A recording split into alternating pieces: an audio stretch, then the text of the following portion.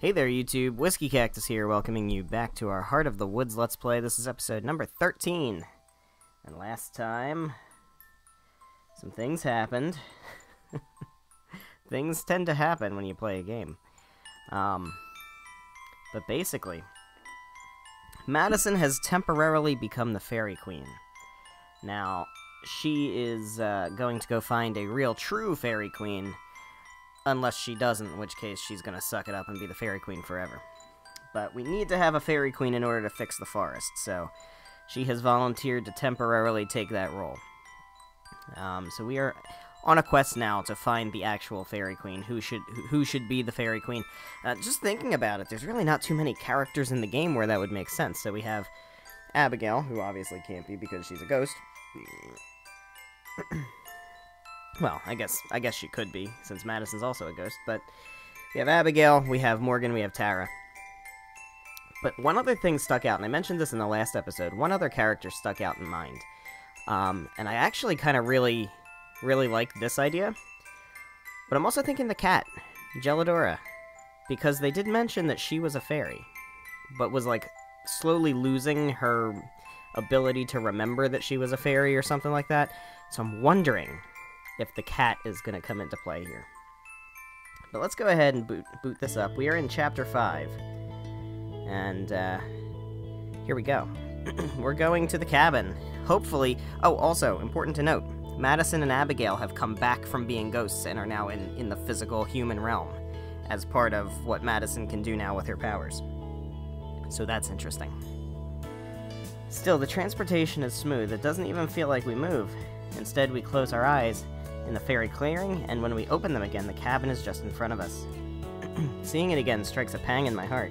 Feels like forever ago. I guess technically it was a lifetime ago. There's no time to get sentimental, though. Not when Abigail's like this. Instead, we need to hurry to the front door. Miraculously, the door is unlocked. I guess Morgan and Tara had more important things to worry about than locking up the last time they were here. Well, here we go. Haven't been back in the cabin in a very long time.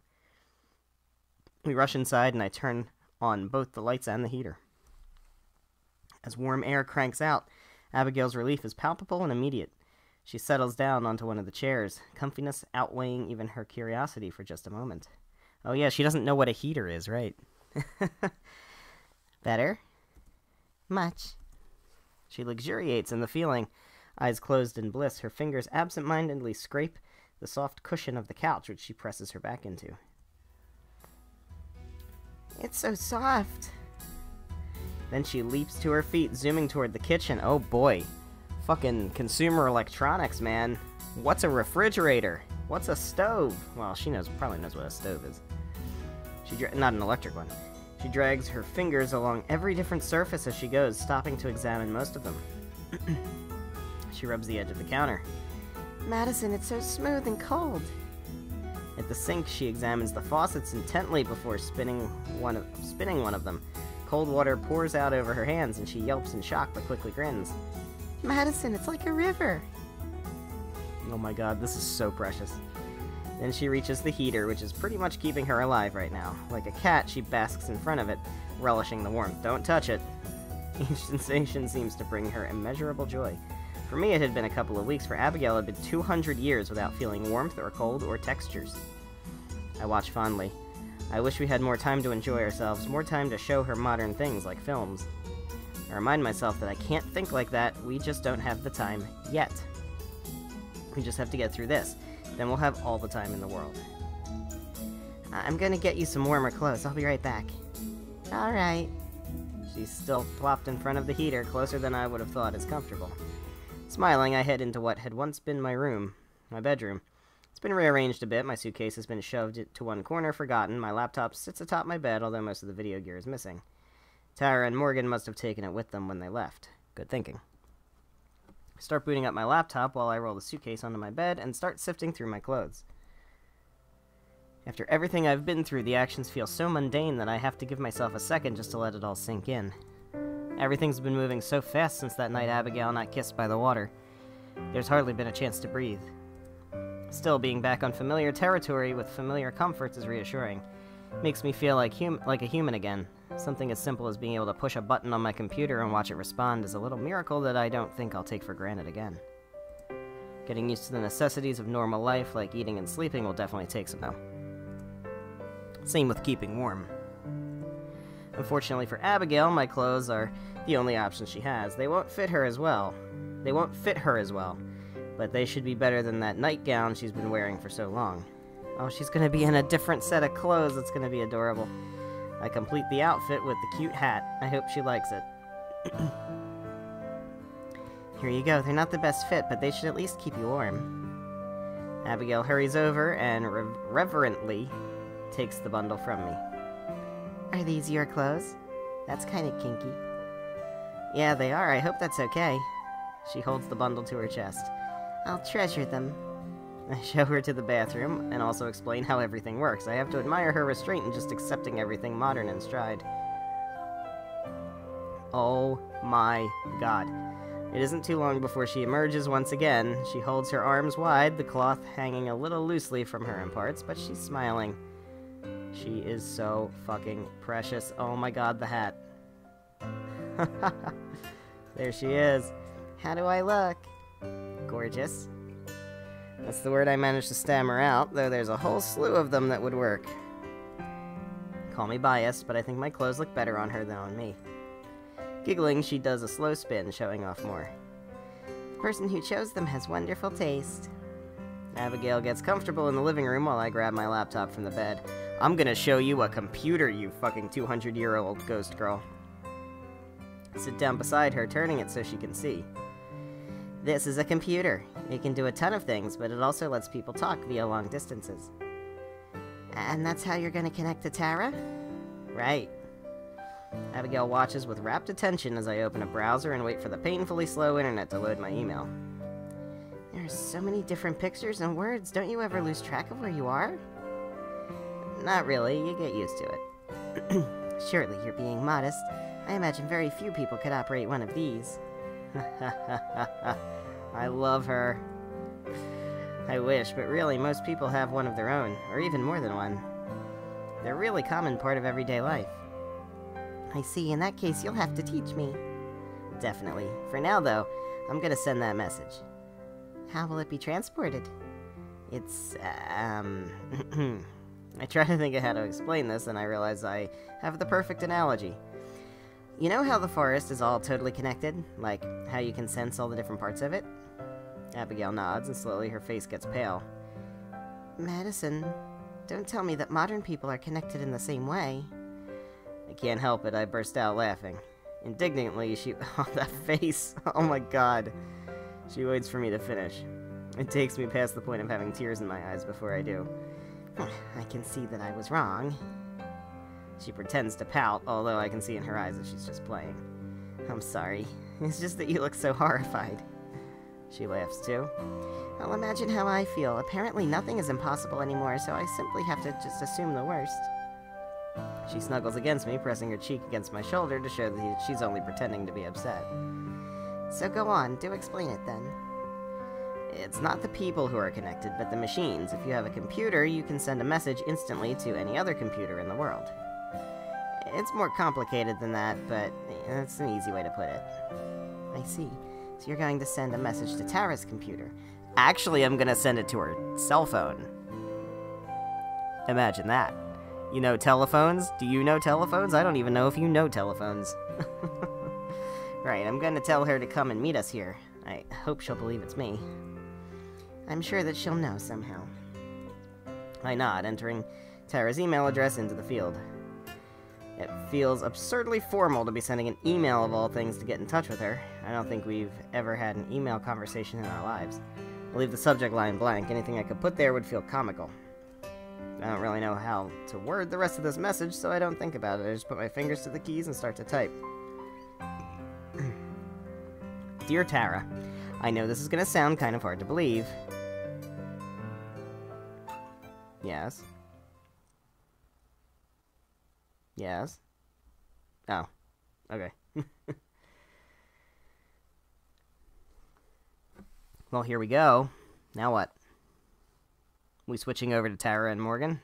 Seems like a opportune time for that. I guess not. Okay. I'm acquainting Abby with modern technology when the sound of loud voices from outside interrupts me mid-sentence. Well, one very obnoxiously loud voice, wonder who that could be. I only know one person who can make a racket like that. I grab Abigail's hand and lead her out into the living room just in time to hear Tara and Morgan reach the door. Tara, stop for a second. We don't know for sure this isn't a trap. Yeah, but what if it's not? I can't take that chance. I'm going in. Tara, wait. The door flies open so hard it bangs against the wall. Tara freezes in the doorway, probably not expecting me to be right here. Or maybe even here at all. Oh, hey, like my dress? Hey. I'm back from the dead. And so is this bitch. Everything I had rehearsed and planned to say in my head is forgotten in an instant. Somehow, this feels more unreal than anything else so far. I never had time to doubt any of the stuff that's happened to me. Had plenty of time to doubt that I'd see Tara again. Tara's mouth flaps up and down like a nutcracker statue. I don't think she forms a single coherent word. Morgan approaches from behind and places a protective hand on Tara's shoulder, which seems to reset her. She rubs her eyes, and as she stares at me, either she doesn't believe what she's seeing, or she's about to cry, maybe both. You changed your look a bit, huh? And she finally speaks, her voice shakes like crazy. You like it? Tara gives me a slight nod. It makes you look like a total nerd. Without another word, she bursts into tears. Of course. She doesn't even hesitate a moment before bounding forward like an excited, tear-stained racing dog. I spent so long worrying about her that seeing her safe and sound in the flesh is almost too much to handle. There's so many things that we left unsaid or unresolved. Just glad that there's time to fix that now. I thought you were dead. Well, funny you should say that, 'cause, maybe. Me too. We both burst into laughter, still punctuated with sobs. But at least we both have the clarity of mind to tell that this hug has gone on for way too long. When we split apart, she has a big dumb grin on her big dumb face. Welcome back, Mads. Good to be back, Tara. Our reunion over, Morgan finally steps forward, taking Tara's hand in her own. She smiles at me, her expression soft for once. Hey, Maddie, it's good to see you again. Her voice is as calm as ever, but the wide, genuine smile on her face tells me that these last couple weeks have changed her as much as they changed me. You too, Morgan. And now the adorable pink-haired elephant in the room. I feel like I should say something more than that, but I know neither of us is much for words. It's nice to have someone else around who feels the same way for once. Before anything else, there's someone I'd like to introduce you to. I turn to gesture for Abigail, but at first she's nowhere to be seen. Then I spot a familiar flash of pink and purple lingering by my bedroom door. Right, we've spent so long together that I'd forgotten how timid she was when we first met. Her eyes are wide as she wrings her hands, looking from me to Tara and back. Tara and Morgan look just as shocked once they notice her. I head over to where Abigail is and take her hand. You're okay, I promise. She nods, letting herself be led back into the living room. Tara, Morgan, I'd like you to meet Abigail. I pause for a moment. She's my girlfriend. Whoa, we do have a lot to catch up on. She turns to face Abigail. I'm Tara. I've been friends with Maddie for forever. It's nice to finally meet you, Tara. I've heard a lot about you. Hell yeah, all good things, I hope. Maybe. Mostly. Now take it. Morgan steps forward, too. Morgan, nice to meet you. Abigail nods politely. You as well. So, let's sit down. We've got a lot of catching up to do and not a whole lot of time to do it. And so we told them. The four of us move to the couch and sit down. Right as we do, though, there's a loud grumble from beside me. Abigail clutches her stomach, looking absolutely mortified. Oh yeah, you have to eat now. I know it's been like 200 years, but food good. What was that? What's happening? Yeah, we should probably eat something. Eat? Her eyes light up. That's right, I'm hungry. Morgan and Tara look baffled. I can't blame them for that one. Like I said, long story. Is there anything to eat? It's been a long time since either of us have had a meal. I'll make us some breakfast. Cross your fingers for pancake mix. Well, this is special. Anyway, I think that's everything. Minus the really juicy stuff, anyway. I'm okay with not hearing about that, thanks. Abigail, now finally finished with her meal, wraps her arm around mine and rests her head against me. Yeah, she's pretty clingy, guys, don't worry. Morgan sighs and sends Tara and me a meaningful look. She rises and clears her throat. Abigail, would you mind coming with me for a minute? Morgan's voice carries a more serious tone that feels like a sudden departure from our lighthearted reminiscing. I knew it couldn't last forever, but I'm hopeful we can return to it soon. Is something wrong? No, not at all, but there's something we need to talk about, and besides... She looks at Tara, then over at me. Her tone might be serious, but her soft expression makes it clear she's not about to deliver any bad news. These two might need a little bit of privacy. I nod at her as Abigail lets go of my arm. With a quick kiss on the cheek, she stands and walks to Morgan's side. The two of them head towards the bedrooms, leaving Tara and I to stare at each other in silence. We look away from each other awkwardly as I try to think of what to say. Should I speak first? Should I wait for her? What do I say? She knows how much I missed her. But there was so much tension between us before I died, I never had a chance to apologize for hiding Abigail, or for how I handled telling her I was going to quit. I take a deep breath and raise my head. Just need to go for it. I've spent enough time waiting to speak. Whatever happens, happens. I'm sorry. I shouldn't have. It was really shitty of me to. I just... We both slam our mouths shut. Excuse me, we both slam our mouths shut again. Tara's face reddens and she chuckles softly. Maybe we should take turns. As long as you don't mind going first. She takes a long, overly dramatic breath and closes her eyes. I know it was shitty to you about leaving. I should have listened to you and accepted it instead of being all bitter and passive-aggressive. And I know it was even shittier once we got evidence. I shouldn't have frozen you out like that. Maybe a bad choice of words there, Tara. I mean, I shouldn't have ignored you the way I did. I want you to be part of Terra Normal. I really do. Trying to exclude you was stupid and impulsive. She looks me right in the eyes, and I can tell that all her typical bravado is gone. This is pure naked honesty. It's hard enough for me to manage something like that, much less her. She's really put her heart into this, and I'm more than grateful for that. When all of this is over, whatever you decide to do, I won't stand in your way, but know I always want you to be part of Terra Normal. But you gotta be your own person.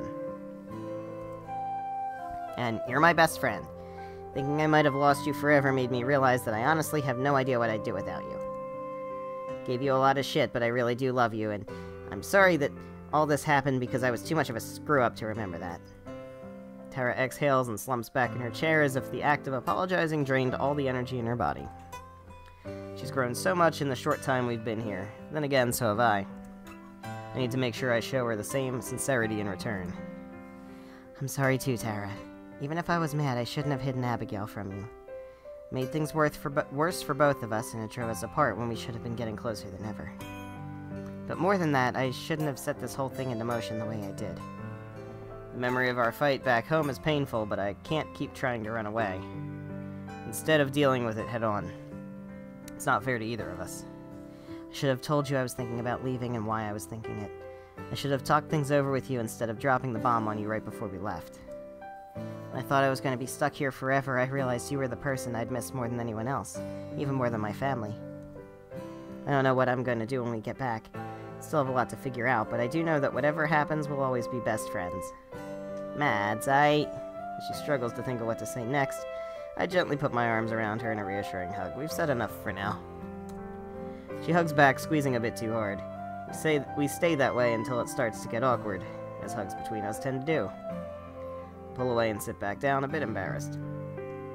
So, are we good? Let out a deep breath, releasing the anxiety that had been twisting my stomach in knots. Whatever happens next, I know it'll be easier without that dragging me down. Yeah, I think we're good. Are we good enough for me to start calling you the ghost with the most? Don't push it. Oh, switching over to Morgan. Okay. Well, we'll do a little save. Let's do a little save.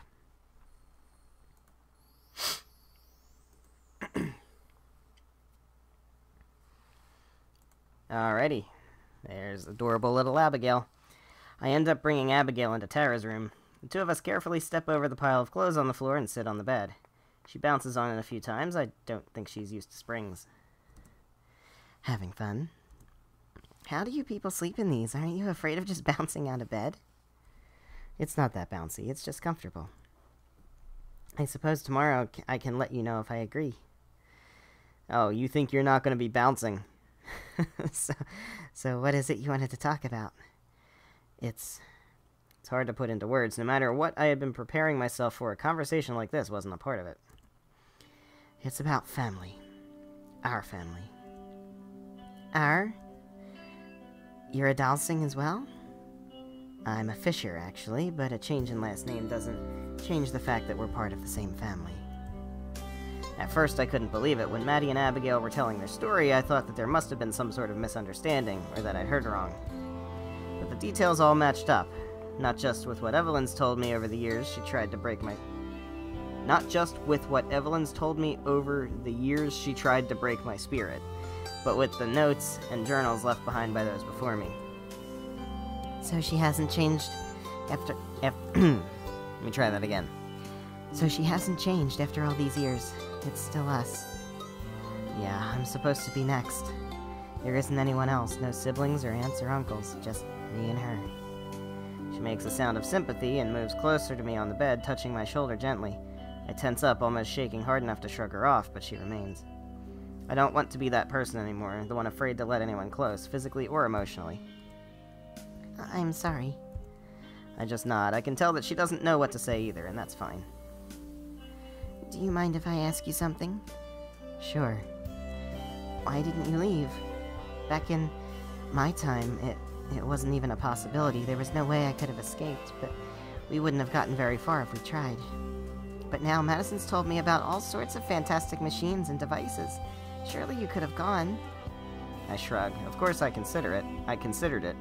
Dreamed about it even, but there's no way she could know that. And besides, I thought about running away many times. I thought of a lot of different ways to make sure she couldn't hurt me anymore. But the same thing stopped me every time. She wouldn't just give up because I'm not around. She'd find someone else, just like she always has. And they'd die instead. I brace for her to tell me that's ridiculous. Oh, she's not going to tell you that's ridiculous. She knows. And that I should have put myself first, or to burst into tears at the very notion. Instead, she laughs. It's not a happy laugh, though. I see. I understand, truly. I chose to die for someone else's sake as well, someone I cared about very deeply. She sighs wistfully, remembering days long gone. I can't help but smile the same way that she laughed. I see I'm just carrying on the family tradition, then. Let's make sure it ends with you. I nod. It will, one way or another. I am glad, though, to know that our family turned out to have people as wonderful as you. I'm really not anything that special. I disagree. Not just anyone could have done what you have. She leans forward, wrapping her arms around me in a gentle hug. Aww, so what, are they gonna just pretend they're sisters now or something? Because, like, how are you gonna explain that? This time I don't hesitate, I hug her back. Family. It's never been a word that really meant much to me. All I've ever had was the monster in my home. Now, though, I realize that's no longer the case. We separate and I gesture towards the door. She nods. Together we leave the room and rejoin the rest of our family. Aww. So cute. Alright, Maddie. What are we doing now? We gonna take some action? We gonna go fuck a bitch up? Gonna go fuck a bitch up? Let's do another save. Okay. Abigail and Morgan come out of Tara's room and join us, both smiling. I'll have to ask her what they talked about later tonight. Or you can just let them have that privacy, that's fine. But right now, I'm just enjoying the moment. I feel more at peace than at any time since arriving in Eisenfeld. Even during the sweetest moments with Abigail, there was still the lingering bleakness of being a ghost. Now, despite the threat of Evelyn, it feels like there's a chance of everything turning out well. Oh boy, guys. It's Gelladura. I'm going with it. I'm going full, all chips in. To Gelladura is going to be the Fairy Queen. I'm going to bet the house on it. As we talk, Morgan's cat comes and hops up on my lap. I would have expected her to take to Abigail, not me. I scratch behind her ears, and she leans into the motion, purring contentedly. She's drawn to Maddie because Maddie's the fairy queen and she's a fairy. I'm going with that one too. Tara notices and sits up straight. Wait a sec, Mads. I just realized, but you haven't met Gelidura yet, right? Oh, she doesn't know about the cat, that's right. Oh, that makes things even more interesting. I have, back in the shop right after we arrived, remember? No. Hold on. I mean, like, met her. Morgan was right, she really can talk. She can. I don't remember the voice I gave you, I'm gonna have to come up with a new voice. I can. The cat looks up from my lap, staring into my eyes. Her tail swishes lazily. If I feel like it.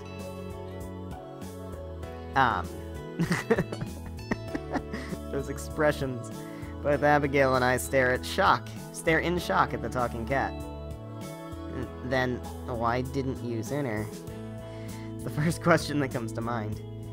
Gelidura closes her eyes. After a moment, I start to think that she's fallen asleep, but then she opens them once more.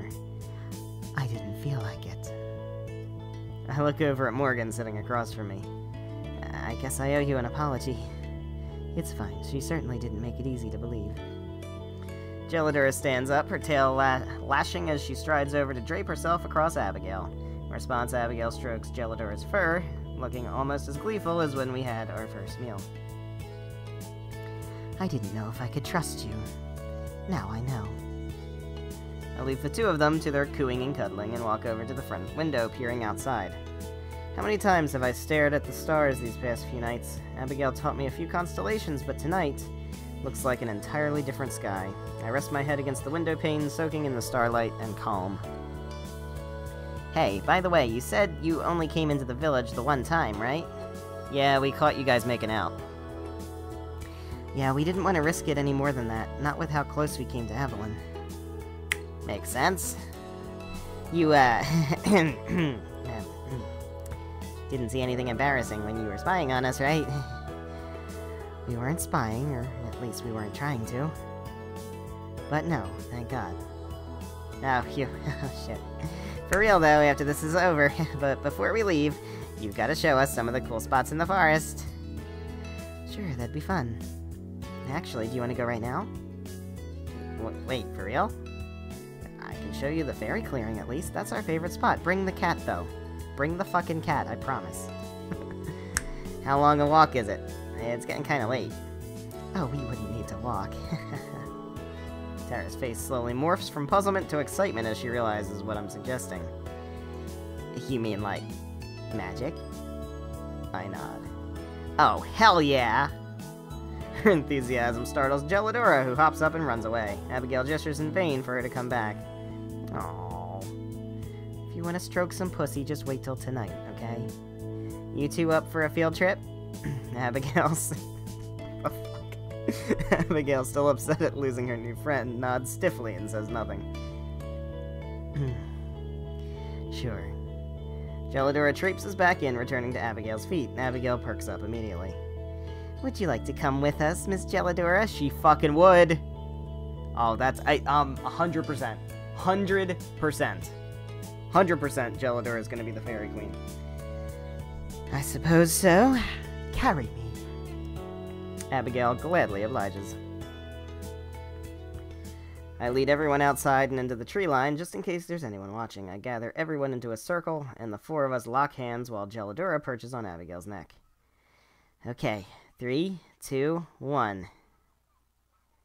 The forest greets me, and I respond in kind. It shows us the way to its heart, to the lake. I hold Abigail and Tara's hands tightly, and breath the softest sigh. I thank the forest, then... Boom! I open my eyes and we're here. As soon as we arrive, I can feel the presence of the fairies in my mind. They're instantly aware of where we are, and I send them all a mental greeting, which is returned right away. Oh dear, there's the cat. Gelidura slicks her ears back, and her tail begins to lash harder than before. I wonder if she can feel the magic too. Well, I would fucking hope so. She is a fairy, we were told. We're gonna go ahead and do a save. Just in case. The true queen. Guys.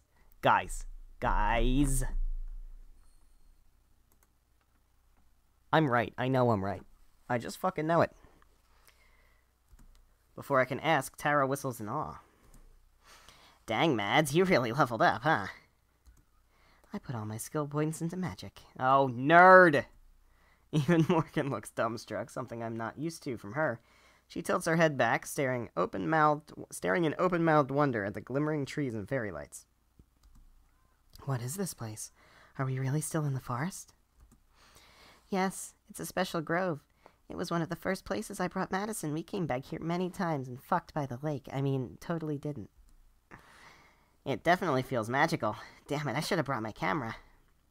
We all head down to the pond. Tara and Morgan gawk at its unfrozen waters the same way I did when I first saw it. I feel a strange sense of pride seeing them so excited about this place. A loud buzzing suddenly fills the air. Before I can warn Tara and Morgan what's about to happen, fairies burst forth from the trees. Tara yelps in shock as they pass over her, wings beating noisily. Oh, here they are. Always the same ones. Your Majesty, you're back. You've returned. Hello, you three. It's nice to be greeted so enthusiastically, even if I didn't exactly want to be queen. I wave, expecting the three of them to come to me right away. But to my surprise, oh, they're not flocking around Abigail. The fairies sail right past me and flock around Abigail instead. Our queen! I fucking knew it! I fucking knew it! Our queen! Gelidora hisses as Abigail shrinks back, looking afraid. I'm not your queen, she's over there. No, guys. No, that's not true. Abigail tries to point to me, but the fairies ignore her. No, you're not. We know you aren't. It isn't you. One of them reaches for Gelidora, and she swats at the fairies with one paw, just like Abigail did when we first encountered them. The fairies react with shocked indignance, their mouths open in identical shapes of puzzlement. They abandon verbal communication and instead emanate a wave of questioning curiosity. Although I can feel it, it's not directed at me. By listening, or rather by feeling, I realize who they're communicating with. It's the fucking cat! Gelidora. Wow. Hold on. Just to be sure I'm right. I communicate a request for confirmation. Despite her discomfort, Gelidora turns to me from Abigail's arms, blinking languidly. Yes, that's right. Now I'm the one whose jaw drops in shock. Care to fill us in, Mads?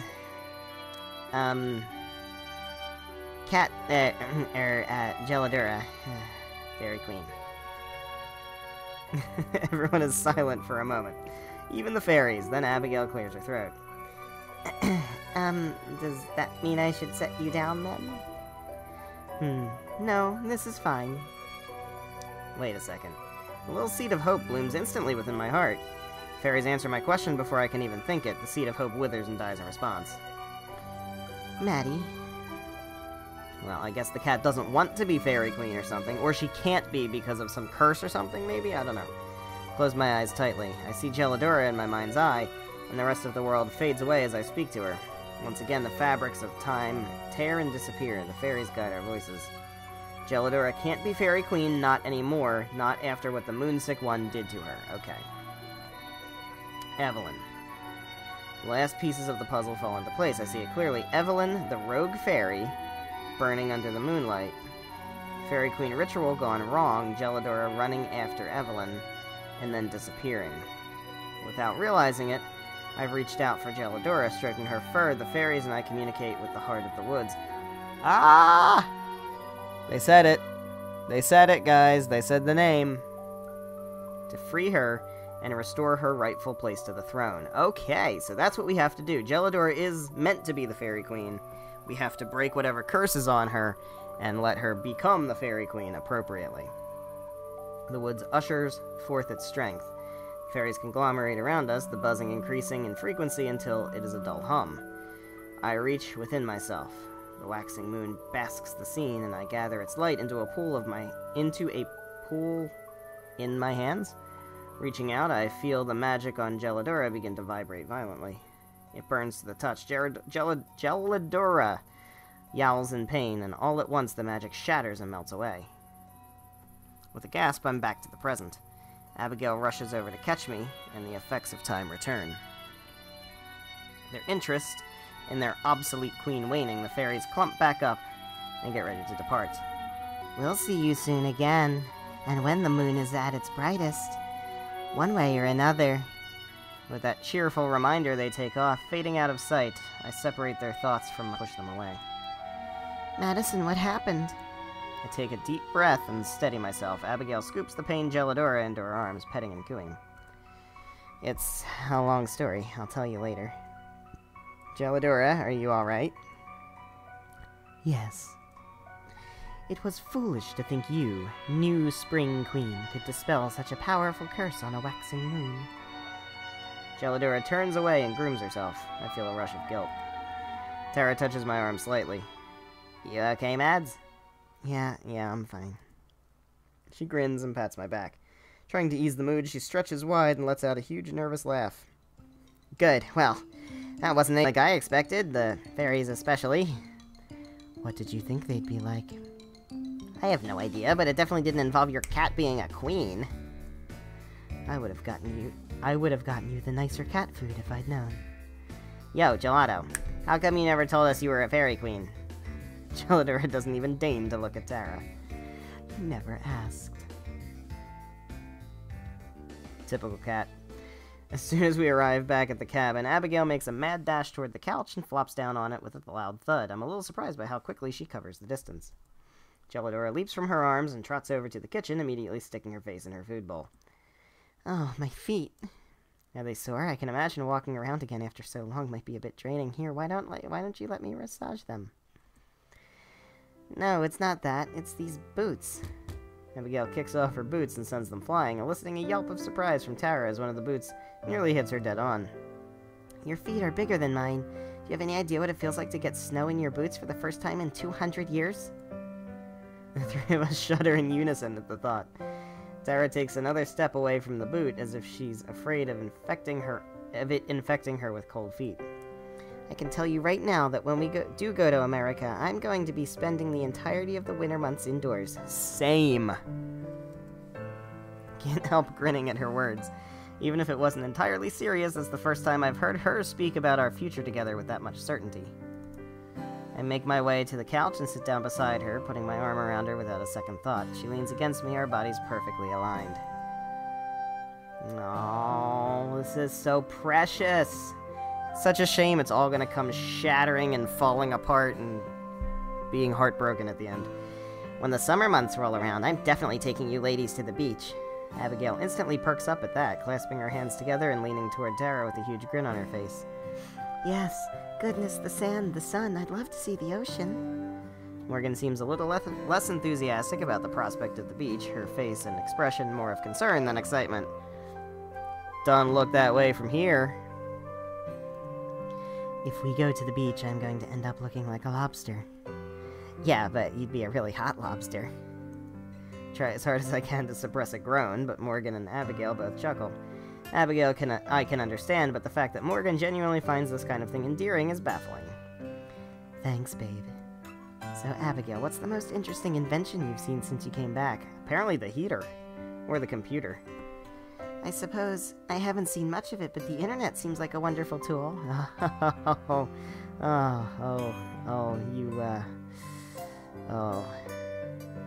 I love the idea of being connected and sharing thoughts, feelings, and creativity with everyone around the world.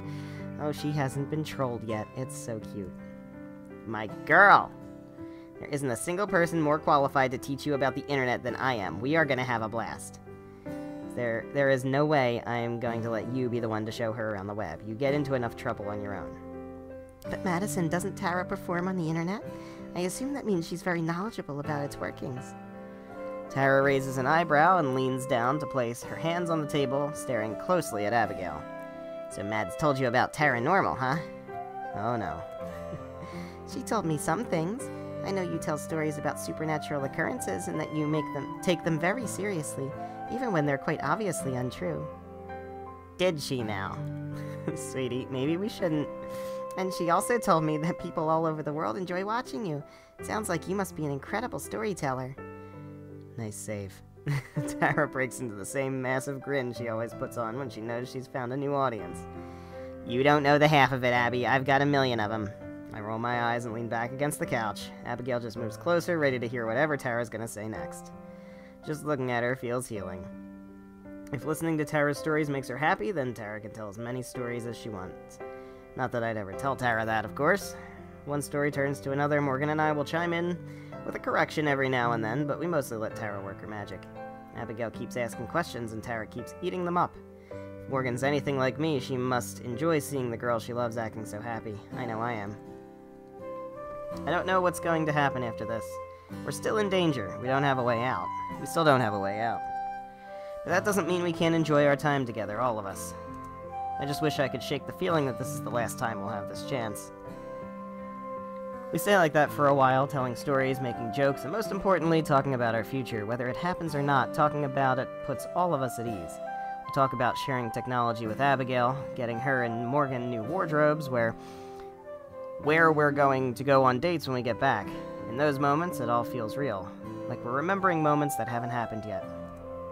Eventually, the sun begins to dip below the horizon. We have another huge meal to Abigail's delight. Afterwards, Tara tells her even more stories as Morgan and I clean up after them. I'm not sure if the 4 of us are going to stay in one apartment for long when we get back, but I think I'd really enjoy being around Tara and Morgan. Not as much as I enjoy being around Abigail, of course, but enough enjoyment to make me want to stick with them. In time, Abigail starts to yawn and blink wearily as Tara talks. She hasn't had a chance to sleep since she got her body back, so she's no doubt unprepared for the strength of the body's need to rest. When the sun finally sets, we say our goodbyes and head for our room, and then we fuck. I'm already looking forward to tomorrow. Okay. I mean, you still got tonight, but guess that's fine. Switching over to Morgan again. Yes. I close the door to Tara's room and lean against it to steady myself. I'm still trying to process everything that's happened. Then I hear this really loud noise coming from the other room. It's very uncomfortable to listen to. I have family. Real family. Family that doesn't want to hurt me. And I'm not just talking about Abigail. When I was watching the 3 of them talk and laugh together, I felt like I was home, like this is where I've always belonged. Hey, you okay? Tara's sitting on the bed right in front of me, looking at me with curious eyes. Yeah, I'm okay, sorry. Just trying to wrap my head around all this. I get you, there's a lot to unpack. You can take your time with it. She scratches the back of her neck, giving me a nervous smile. I guess that means now isn't really a good time to talk, huh? What do you mean? I wanted to talk to you about something, or ask you about something. I don't know. Can't wait if you still want to work on getting your stuff sorted. Is something wrong? No, I mean, I don't think so. I've just been thinking about some stuff. Like? Tara takes a deep breath and scoots back on the bed. She curls her legs up toward herself, taking on a surprisingly subdued posture. It's... well... You know how Abby's been calling us a couple all day, even though we told her we're not? Yeah, she's not very good at taking hints. Not sure if that's it. I think she's just, like, direct. Kinda like you. Runs in the family, I guess. I know we agreed that we were gonna stay friends, or whatever you'd call this, until this was all over. I get that. But after seeing the 2 of them, I'm not sure if I feel like that anymore. You still got a lot of shit left to deal with. We don't have a plan, but I think that's okay. She shrugs half-heartedly and looks down. I want to give her a hug, but I can't move. Abby put a name on this thing we have when we couldn't. And maybe she's wrong, but I don't want her to be. I really love you, Morgan. I don't want to deny that. I want to be closer than just friends that love each other. I don't. The word leaves my mouth before I have a chance to think about it. What? Please don't ask. I'm sorry. I thought... It's not that I don't want to. That's why I'm asking you not to say it. Because I know I'll say yes if you do. She looks up at me. I can practically hear the cogs turning in her head. Why don't you want to say yes? People get hurt when they get close to me.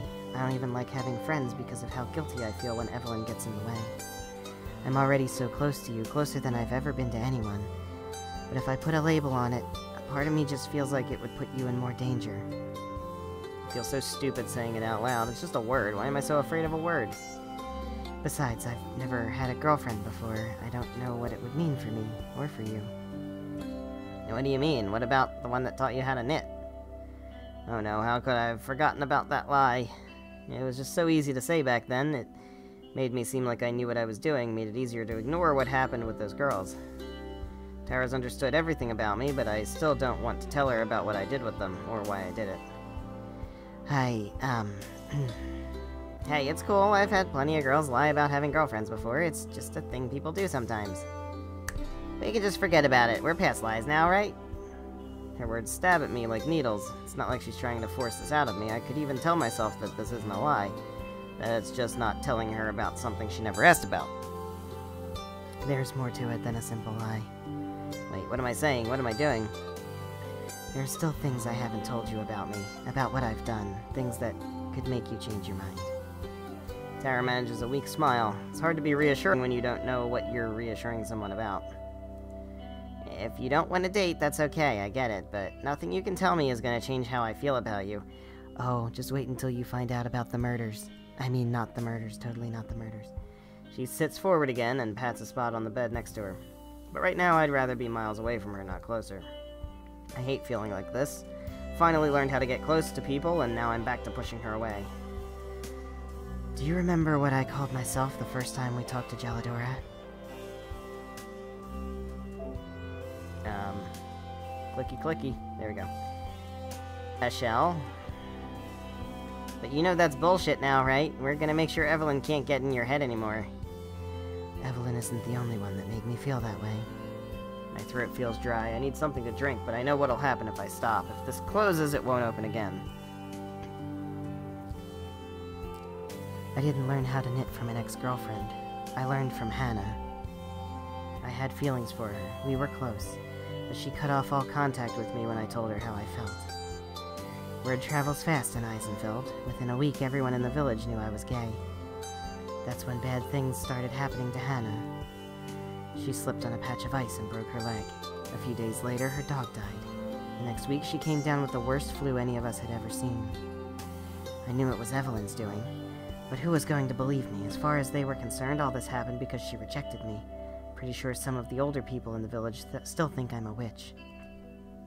I clench my fists, digging my nails as far into my palms as they'll go before my limbs freeze up. As far as they'll go until the icy hex within me takes over again. Nobody talked to me for a month. You told me that you spoke to some girls our age back when you were doing interviews. Did you ask them about me? Yeah, we did. What did they say? Nothing really bad or anything. One of them seemed closer to you than the other two, and her friend was kind of teasing her about it, just typical stuff. As if any of them had the right to mock each other, they're all the same. I probably slept with her. Wait for Tara to voice her disbelief. She doesn't say a word. After Hannah got better, girls started coming by the store. They always had some kind of excuse. They'd start dropping hints. Talk about how they'd always been curious about it, what it was like to be with a girl, how they didn't have anywhere to be the next day. I still can't look at her. Any rational person would judge me for this. I know I've judged myself plenty. They always left right after. Most of them wouldn't talk about it, they'd just go back to their normal lives. I guess some of them talked, though. Soon enough, I got a reputation. I knew I was being used. I resigned myself to being a shell, so I let them use that shell. I don't know when I started moving, but before I know it, I'm standing by the bed.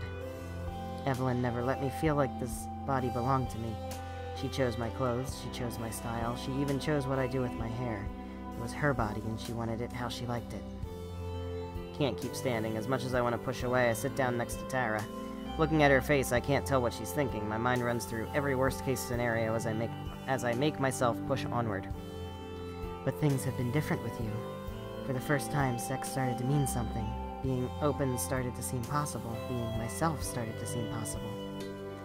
But all I know about myself is how easy it is for other people to use me. If I go out into the world and live for myself, I don't know what kind of person I'm going to become. The shaking has started to subside, replaced by a painful knot in my gut. Almost there, I can make it.